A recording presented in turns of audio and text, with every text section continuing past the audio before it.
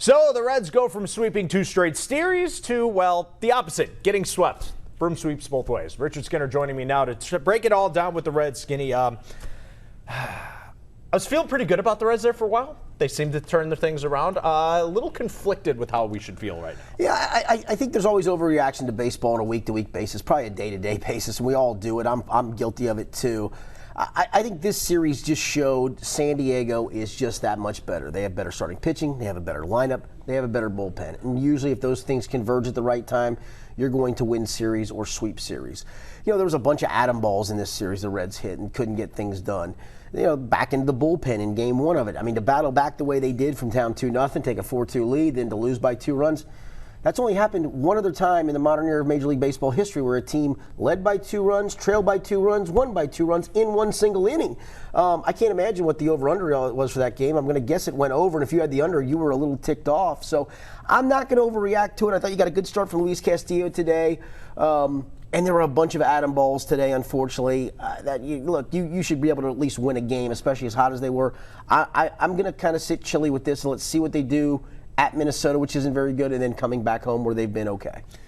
With this series, it started off just that first game was like, all right, this is a playoff preview. No this is question. A battle. Oh my gosh, right. This is gonna be a great and series. And they battled back and gutted it out. And you're up 4-2. And oh my gosh, this series, it the felt win like streak's October. going to continue. It felt like October baseball. Right.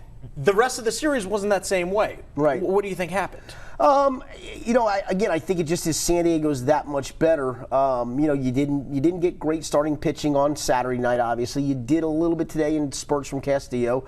I shouldn't even say that. I thought he pitched a good game. He gave up a couple of the 2-out triple that turned into a 3-run triple, if you will, because the Votto error. Other than that, I thought he pitched pretty well, and they just didn't hit. You have to give Castellanos a day off at some point. They decided to give him one today. There were a couple balls smoked at guys. Saturday's game was Vladimir Gutierrez. No offense. It's just I want him to be good. I want him to be the 5th guy in the rotation, and maybe he will be, but maybe he's not, and maybe this showed that he's not.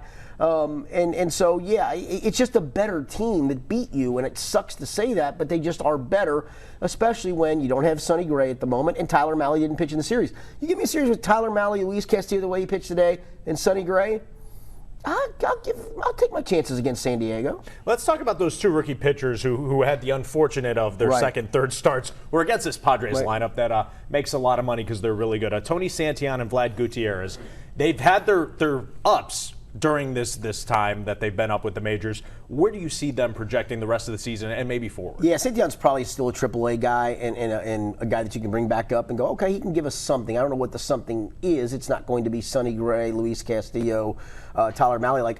I do like Gutierrez. I think he's pitched really well. I think he's kept you in a bunch of ball games. I'm looking forward to him being the 5th guy ahead of Jeff Hoffman. Now, I'm going to guess their plans are that Jeff Hoffman will still be the 5th guy when he gets back to health. Maybe Michael Lorenzen whenever that comes to fruition. But I like Gutierrez enough to be a 5th guy. If you gave me a rotation of Castillo, the way he's pitched the last, really, we're now on 4 good starts for him in a row. And the way Tyler Mahle's pitched, he's turning into the ace of the staff. And when Sonny Gray gets back and Wade Miley, that's 4 pretty good guys. If my 5th guy gets me 5 1/3 and can keep me in ball games the way Gutierrez has, I'm good with that. Well, the Reds, all the momentum that they had during the San Diego or going into San Diego, seemingly stopped with that sweep. Here's David Bell after the game. They're a good team, no question. We're a good team, so we expect to, to win games here for sure. But you're right. I mean, they played well. They're a very good team. It takes our best and. I think looking back, the first game of the series was there was a shift there for sure at the end of that game, but I still believe that's going to be a positive for us in the long run. But it was a tough series. I really believe that we competed hard against them and came up short. And today. Luis Castillo was really good. One pitch. Other than that, he was excellent, which is a great. That's for him to turn it around and keep it going like that now is a real positive from today. All right, now looking forward with this team, they got 2 coming up against Minnesota. Right. Like you said, not a very good team for whatever reason. I don't know why. They were really good last year.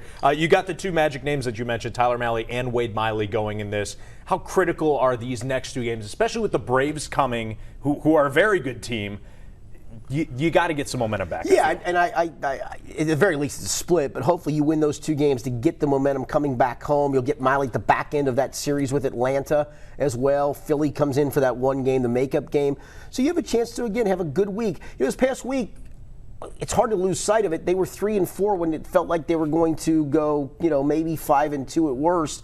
But that's 3-4 against Milwaukee, which is still technically a first-place team, and against San Diego, which is a first-place team. If you can tread water with those and then beat the teams you should beat, I still think this team stays in it. I mean, after this weekend, in some ways, you could have looked up and gone, oh, they're 7 back again. Well, they're not. They're still very much right there. One more good week, a 4-2-ish, 5-2-ish week, puts you right back in the mix. That's what I think is the most interesting thing about the NL Central this year.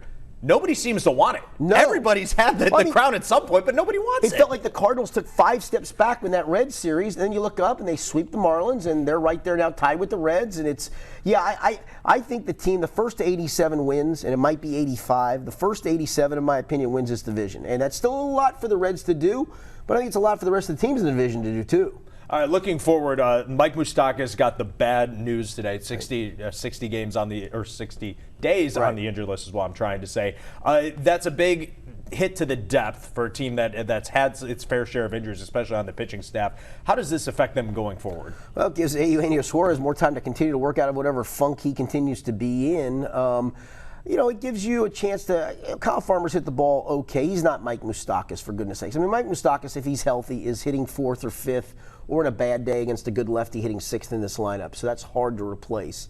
But it gives guys a chance. If you want a chance to prove yourself as a big league player and you need to get more playing time, here's your time to do it. And I've seen guys that have done it. I haven't seen guys do it this year with this team, but here's your chance. Here's your chance, Kyle Farmer. Here's your chance, guys who are in backup roles. This is your chance to show something. It's also a chance for Suarez to maybe go, I can continue to stay in the lineup, because he still continues on struggle street. I can't really figure. I mean, he can't figure himself out. It's weird. Statistically, he's driving in runs. He's hitting home runs. His batting average is well below 200. So is his OPS. His OPS isn't great either. So. It doesn't seem to make sense whatsoever. No, and it doesn't seem to be a consistency factor. And again, he's one of those guys today. Guys on 2nd and 3rd, 2-run ball game, smokes a ball into the hole. Third baseman makes a great play, Manny Machado, throws him out at first. So that's unlucky too. It feels like just get one of those through and you're going to get going. It just does not happen for him.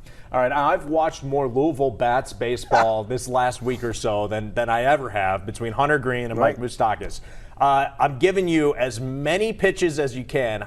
Hunter Green's throwing 104. Not a chance. Not a chance. I faced a guy in college that threw 95, and I got a base hit. Actually, I got a double off of him, and I still, this is true. I still don't remember seeing the pitch. I remember hoping he threw a fastball. I cocked my leg forward, and I thought, I just got to get through this, and I did. And I hit it off the wall, and I went, what just happened?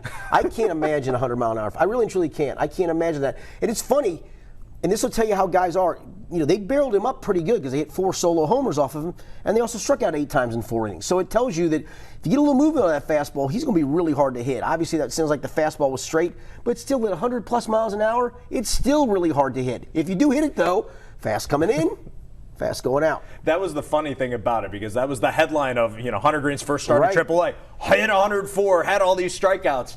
They left out the part with all the home runs. Yeah, 3 home runs and 4 at bats in the first inning, for goodness sakes. That's not a good start, but it is a start for him at AAA. That's a good thing to say.